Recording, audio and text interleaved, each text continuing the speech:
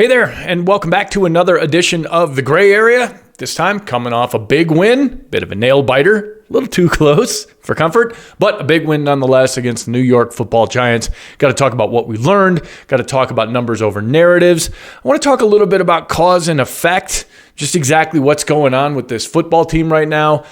We will get into Green Bay. That one's a must win. And an updated look at the enemies list. Cue the big budget intro.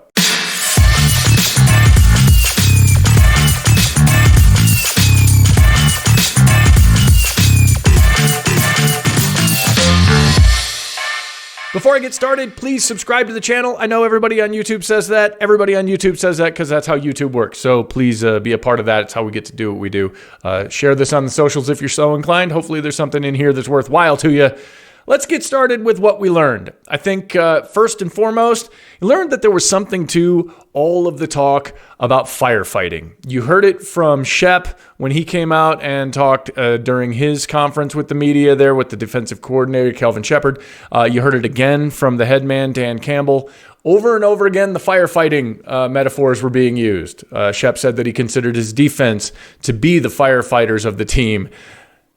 Dan Campbell talked about things being on fire. And then the team came out and they played without it for a good couple of quarters. It was disorganized. They didn't look prepared.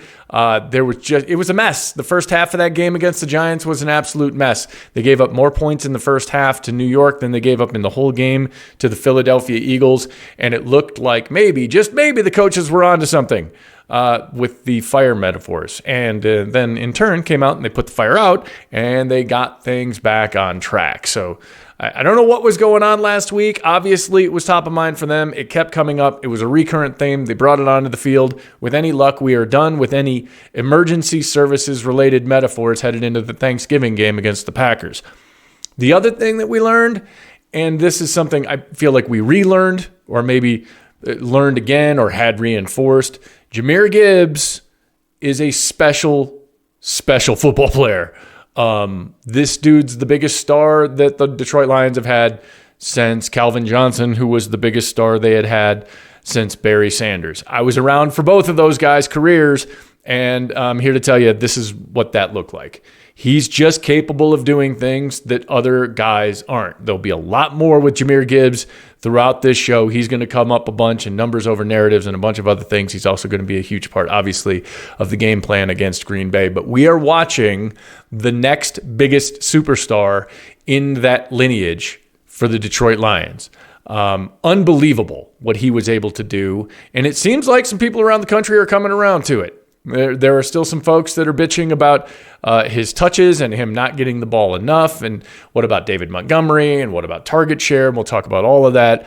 But there's only one guy on that offense that can do the kinds of things that Gibbs can do, because there's only one guy in the league that can do the kinds of things that Gibbs can do. Yes, Bijan Robinson's outstanding. Taylor in Indianapolis is unbelievable. That just take nothing away from them. Special talent. Lethal combo in the run and the pass offense. Gibbs, special football player. Another thing we learned, and this one's going to come up. It's going to come up all the way through the end of the season. It's going to come up as long as Dan Campbell wants to call plays, and that is that he still has room to grow, and he's going to have to evolve. You heard it in the post-game show.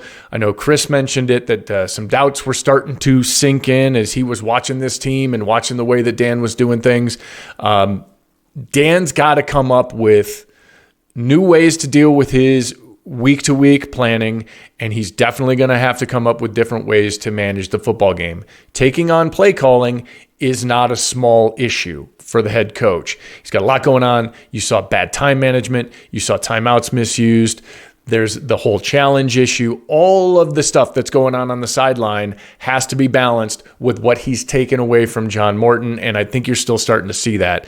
It was always going to be a gamble with a change in the season. I'm on record. I said I think that play calling's better off in Dan Campbell's hands than it was in John Morton's hands, and I still believe that. I was not on board with John Morton being the only problem. The hashtag Fire Morton Brigade. I think maybe you missed the point a little bit when you try to focus in on just one guy. It's better with Campbell calling plays. But now you've created other deficits that you have to solve in real time. We're fixing the plane at 30,000 feet mid-flight, and that was always going to be a challenge with this kind of change mid-season. Dan Campbell has room to grow in that. He's got to continue to evolve. The pressure's only going to get greater with just 6 games to go and a huge game on Thursday at Ford Field. So you expect growth each week, and certainly after this week, I hope we see it. The other thing that I cannot escape is that Amon-Ra St. Brown is hurt. There's no other way around it right now. He didn't suddenly start dropping passes. I think he had 2 all of last year. And you're seeing 2 and 3 a game now in back-to-back weeks. There's something wrong. It's not stopping him. I mean, he was still the leading receiver in yards and catches, and he's still coming through in the clutch, and we all know that he will play hurt. Something's wrong with Amon-Ra St. Brown. It's not something we will learn about until the end of the year. Like so many of the things that are going on right now that are a little curious, you're not going to learn the truth about them until after the season has concluded. This is a bigger question, but I think we can put it to bed. And this is something I've seen come up. It's come up in the Slack. It's come up on all of the socials. And those are the questions about culture. I think we've learned that we can put the culture questions to bed for now. There are some issues to be addressed somewhere down the road. I don't think they're about money. I think they're about longevity. Anybody that's been married for a long time, anybody that's been at a job for a long time, anybody that's been associated with anyone for a long time, you know that the longer you're together, the tougher it can be to stay motivated to stay together. I don't think that's a question of money, and I saw that a lot. Like, oh, guys got paid, and now all of a sudden they can't do this, or all of a sudden they're not doing that, and the plays aren't being made over here. I don't think it's that. I don't think that's a cultural question you're going to have to ask in that locker room. This team didn't quit in a game that a couple of times looked like it was out of hand. I don't know what it looks like if the Giants kick that field goal in the fourth quarter rather than giving it right back to them on that 4th down there inside the 10. I don't know how the game looks if the Lions offense that couldn't really get into a rhythm outside of, here, Jameer, fix it. I don't know if they go down and score the touchdown that they need if they're down by 6. Luckily, we don't have to worry about that because the Giants made their decisions. But this team didn't quit. That part of the culture is absolutely intact. Whether or not Dan Campbell, Brad Holmes, all of the position coaches and coordinators can continue in the seasons to come with all of the guys that are now there 3, 4, 5 years, that's a conversation we can have a little bit later. For now, all of the doubts, all of the catcalling, all of the suspicious kind of eyebrow raising, all of that, I believe we can put to bed for the rest of this season. It's just not evident on the field. This team's not playing well all of the time, but they're not giving up. There isn't anything about this team that looks like resignation. There isn't anything from the post-game locker room that sounds like any of these guys are anything but focused. And while they have not played up to some expectations, certainly not to mine, I don't think they've played up to theirs either. But they're not giving up. The culture seems pretty strong in that regard. And then finally, let me say the most obvious thing that I can possibly come up with this week. We have learned the O-line's a problem, period, full stop. And it's probably not going to get better. I know that Miles Frazier was full practice to start the week. Didn't hear as of this taping. Haven't heard conclusively from Dan Campbell whether or not Miles Frazier will be pulled up. He's a guy that could potentially come in and provide some depth. And I've seen some people saying, well, he can't be worse. Be careful with that one. The allure, the sweet siren song of the backup you've never seen play a single snap of football. You don't necessarily want to find out you're wrong about that guy in late November and early December. But any help along the offensive line is good news because the offensive line is in fact a problem. And it's something that I believe they can address in the offseason. For now, it is something that this offensive staff is going to have to plan around. The pressure coming up the middle, once again, reared its ugly head. It was a problem for Jared Goff. It's interrupting everything in the run and the pass game. It's making the offense almost impossible to operate with any kind of consistency. And it's the middle, which you expect if you have a rookie guard. Graham Glasgow, I mean, we may have hit the expiration date on Graham Glasgow. but that's not going to matter until the offseason because that's your center. And then what they do at the left tackle position as they continue on with Awasika or someone else, I don't know. But it is something that is going to be the biggest challenge for this football team as they try to put together offensive game plans now and, fingers crossed, moving forward into the postseason. Now let's get into some numbers over narratives. We'll start with the good ones, and they're all about Jahmyr Gibbs. Everything that's good about this game pretty much is all about Jahmyr Gibbs. The first number, 264.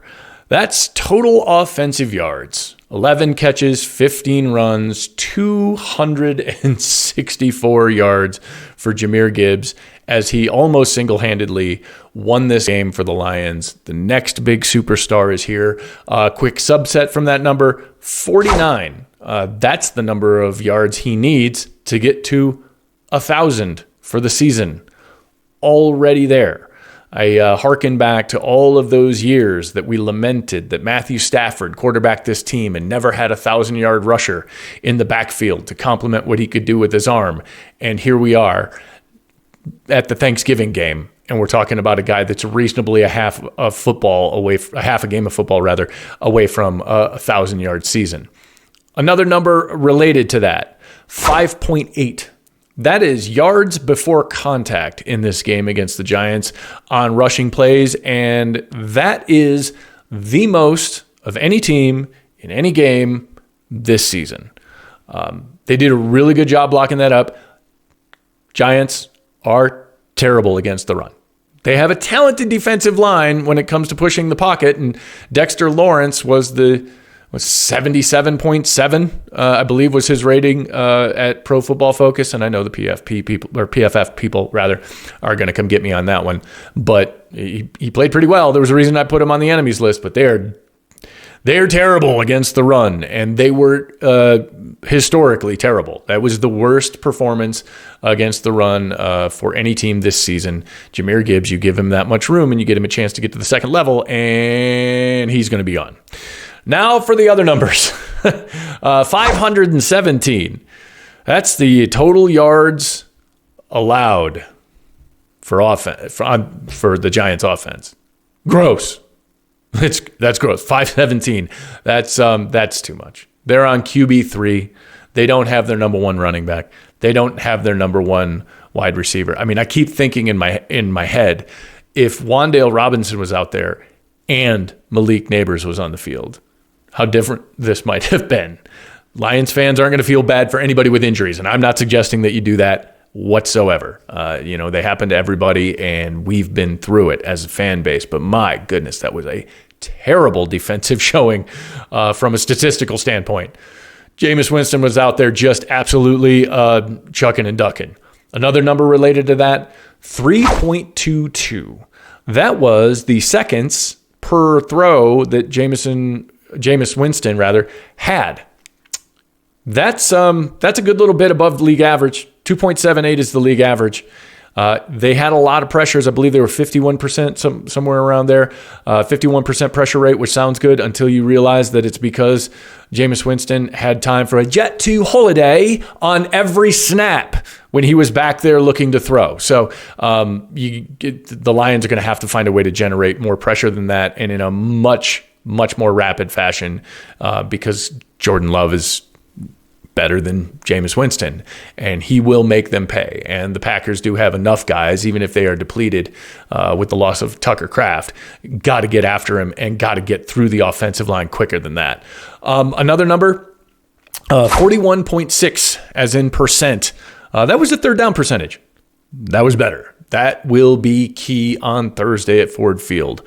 The Lions have had a lot of problems so far on third down. As discombobulated and out of sorts as the offense looked from time to time, the third down performance was okay. It can be better, but it was improved certainly over what we saw in Philly and what they've put out there a couple of different times this year. And then there's this number, and this too will relate to the Packers game, and that is 7. As in 7-0 when the Lions rush for at least 100 yards. Get to 100-yard mark, the Lions win. When they hold that rushing game in check, They do not, which lays out the challenge for Green Bay in pretty clear black and white terms. Wanted to get into a conversation about cause and effect with what we've seen so far with this Lions team and the way that some of these things have gone down that are, at least compared to last year, uncharacteristic of the team. Dan Campbell talked about this on Monday at his press conference when he said that 15-2 last year felt really, really good right up until you go into the playoffs and you get bounced in the opening round against the Commanders. And that maybe this year, the route that this team was going to have to take was just the hard road, that this was how it was going to have to go, but that getting wins was all that mattered, and getting a ticket to the dance at the end of the year in the playoffs was still ultimately the goal. How you get there is less important. He's not as concerned about that. I think that's probably pretty smart. There's an important lesson in there for all of us, that style points only count for so much.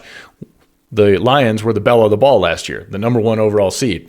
Didn't matter when an upstart named Jaden Daniels came to town and just went ahead and beat the Lions in the playoffs. Nonetheless, this team has been inconsistent, certainly different looking than they were last year. And I wondered if we dug down on that, if you couldn't find some causes and then the effects. Because I think too many times as a fan, I am certainly guilty of just going, well, this is wrong and this is wrong and they're doing that wrong. And why aren't they doing more of these? And I would have done this that way and blah, blah, blah, blah, blah. I'm not a football coach. None of this is on me. As fans, we get to sit back and we get to bitch whenever we're unhappy. That's part of the fun of being a fan. But I do think it's worth drilling down on. And I found 4 things. I think the first one, going back to the obvious, is the offensive line. The offensive line is a cause for so much of what we're seeing as fans, and that is the inconsistency in the run game. Over 100 yards, 7 wins. Under 100 yards, 4 losses. It's very night and day. It's also clearly affected Jared Goff. It is going to pay dividends down the line in terms of how plays get called, in terms of the play design and the game plan for the week, and it has to for all of the reasons we've already talked about. You're going to have to compensate for what's going on in the middle of that line. And so many of the other things are follow-on and knock-on effects of that offensive line. It is screwing up everything. Now, it is not something that is necessarily going to take the Lions from a playoff contender to absolute trash and a top 10 draft pick. It's not that catastrophic, but it is something that when you boil all of these other offensive issues down, you find yourself swimming back upstream towards the origin and the headwaters, and it is the offensive line. Dan Campbell calling plays is a cause. And that is another thing that you are seeing knock-on effects from, whether it's the fact that now this Lions offense essentially runs through 2 people. Jamison Williams had 3 targets and 0 catches last week. It was all Amon St. Brown and Jahmyr Gibbs and friends. That was it. So your target share has been affected. Your time management is being affected. Jared Goff and his ability to get plays in and the communication with the sideline has been affected. These things are going to improve week to week, and Dan Campbell is still getting better at this. But when you look at a number and a whole host of offensive issues, they all come back to this singular cause. On the other side of the ball, and this was very evident against the Giants, defensive injuries are a cause. It was great when we all got to celebrate the Legion of Whom and how they played out there with the entire secondary missing. But you're starting to see that that is a temporary fix. It's a Band-Aid. I don't want to call it luck, but certainly some good fortune in the game where the Lions got all of that great play from a bunch of guys that most people had to look up on their roster card. Now you've arrived at a point where your secondary is starting to show some wear and tear for not having its starters and its stars and its most highly paid players where they belong. I think you've seen that now with Kirby Joseph being out. Certainly Terrion Arnold, who is not the guy that unfortunately he gets portrayed as on Twitter. He's a very important piece of the secondary. You only got Reed back. DJ Reed was back for 1 game. I think he was on the field for about 35% of snaps, something in that range. He was on a bit of a pitch count. You need to get your stars back in that secondary. Something's wrong with Brian Branch. I don't know what it is. You can go back, and this is completely anecdotal. It hasn't been confirmed anywhere else, but you watch him jogging in pursuit of players, and that's not Brian Branch. And he gets burned on 1 play, turns around on the very next snap, and takes a 15-yard penalty for a helmet-to-helmet hit. This guy is never more than a couple of breaths away from another suspension. Certainly he's paying his weight in fines. But there's something off. He just doesn't have the snap and the speed and the jump that we all know he can play with. And again, one of those things we probably won't learn about until the season has concluded, just finding out what's going on. But the eye test alone tells you that something's going on with Brian Branch. So those defensive injuries are a cause. And so much of what Jameis Winston was able to exploit, just hitting guys all day long, especially Wan'Dale Robinson, those are follow-on effects of all of those injuries. Now, hopefully, prayers emoji, that hopefully some of those guys start coming back. On Monday, Dan Campbell mentioned that TA may be headed back, and we'll find out a little bit later in the week just exactly who might be coming back as reinforcements on that defense. But certainly you're starting to see the effects of all of those injuries piled up, especially in the back half of the defense. And then there's this. And this goes to a bigger issue, and it might just be in my ecosystem. I might need to tune the algorithm on my socials. Drafting and re-signing your own players is a cause. The follow-on effects for these Lions are guys that are serviceable. It's not the big, sexy free agent swings. It's not the big trade swings. It's not the Micah Parsons deal that the Packers made due to the fact that the Packers were incapable of drafting a premier pass rusher. Lions did that, and they paid the guy. And they didn't pay him as much as Micah Parsons, and they didn't trade away 2 first-round draft picks to do it. But you're seeing a roster constructed around guys that the Lions have drafted and cultivated and developed and that they believe in. That is a first in my lifetime. I don't know how it's going to turn out. I don't know how it's going to end. But what I do know is that every time the Lions play poorly, that I see, and even in our Slack, the smartest Lions forum on the internet, doesn't mean it's unemotional, doesn't always make it cerebral. It's just smarter than Twitter, low bar. Whenever the Lions struggle, you see the quotes from Dan Campbell when he said, we're good. We're good at the pass rusher position specifically. People are now starting to, in some corners of the internet, turn on Brad Holmes, who has statistically been, by virtue of All-Pro and Pro Bowl bursts, the most successful general manager in the National Football League over the time span he's been in Detroit. He has drafted more Pro Bowlers and All-Pros than any other team. 31 other teams have not had the success he's had. Now, the splashier players came from the top draft picks. Well, that was Penei Sewell. That's Aiden Hutchinson. That's those guys. Amon-Ra St. Brown was a 4th-round draft pick. He didn't get Kirby in the 1st round. There's a lot of talent on this team, and they've signed it, and they've paid these guys, and they're extending them, and they're counting on them to be the bedrock of the football team. And as such, they're not going to have the big, sexy names coming in via trade or via free agency. That's just how this team is going to be constructed. They're going to ride with these dudes, and then they're going to make do with whatever else they can get. There's going to be a lot of Marcus Davenports. There's going to be a lot of Rock Ya-Sins. There's going to be a lot of that kind of help coming in with this roster built this way. And none of us know how it's going to turn out. Because at least in my 50 years orbiting the sun, we've never seen it before. And the effect is all of those roster positions and all of the various roster depth issues and the kind of contracts they've got to sign, and a lot of fan bitching when things don't go well in a game. And now it's time to take a look at those Packers and just exactly what has to happen for the Lions to get a win. I don't like tired sports tropes. I'm not a big fan of cliches like must-win game. That's one that gets thrown around all the time. I think it's overused. I think it's lazy. I also think this is a must-win game. So there's that. Allow me to be a hypocrite.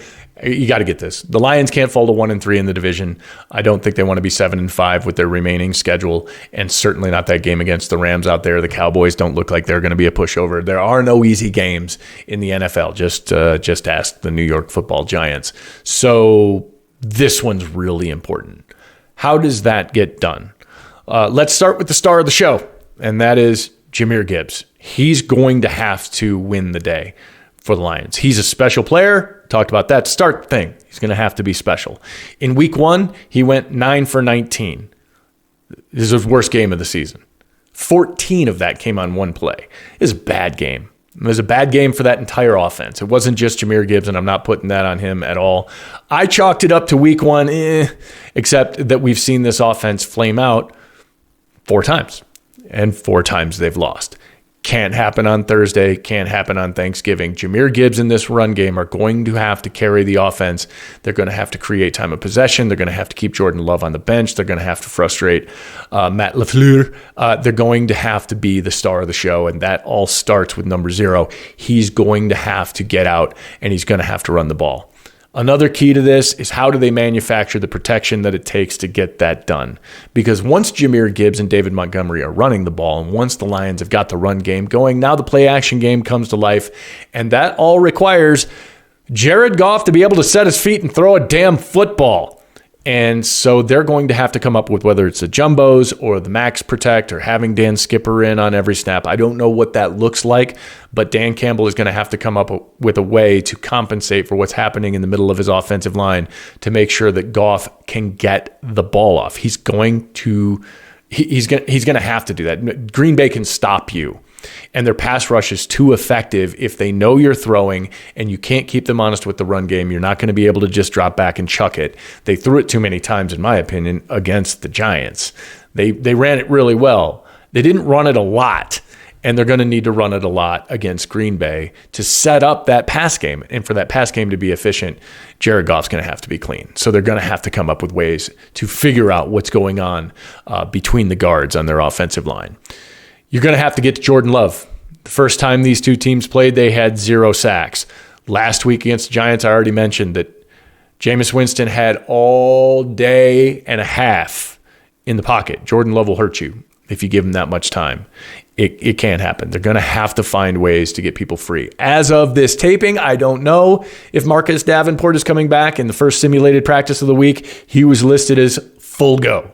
So maybe he comes back. Josh Paschal was listed as full go. And those are some of the reinforcements that the Lions are going to be counting on to generate some pass rush and get things done up front. Aleem McNeil is going to have to look like the Aleem McNeil that came back to this roster because he was an absolute monster when he came back. And now he's been lined up all over the defensive line, which I understand he's a very talented guy, but he has not been getting to the quarterback. He hasn't been crushing the middle of that pocket. Those things are going to have to happen. They've got to get to Jordan Love. The other thing that has to happen, and this is something else that everybody seems to be pretty tuned into, somebody else got to make a play in the pass game. Amon-Ra St. Brown had 9 catches, and he's hurt somewhere, wrist, hand, palm, I don't know, feelings, something. And he's still being relied on to almost single-handedly handle the pass game outside of what Jahmyr Gibbs is getting in dump-offs and checkdowns in the backfield. Somebody else is going to have to make a play, whether that's Jameson, whether that's Raymond, whether that's Isaac Tisla, who had the big catch in the first game against Green Bay in a loss. They're going to have to get Goff the time to go through his reads, and then other guys are going to have to make plays. Can't have all the drops. There's too many drops. Brock Wright dropping passes. Jameson Williams dropping passes. We've already talked about Saint. Somebody other than 14 is going to have to make some plays in the pass game if you want to get this win against the Packers. And then please, for all the love, don't wait till halftime to get started. I am of the opinion that Green Bay is too good to play that way. You can't afford to wait until halftime to play against this team.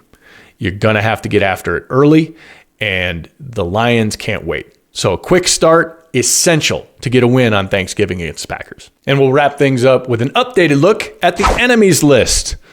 I want to start this week, and these are all Thanksgiving themed, with turkeys. Turkey's delicious. And a 14-pounder that is destined for my smoker on Thanksgiving Day. It's not the turkeys so much as the Turkey Day football.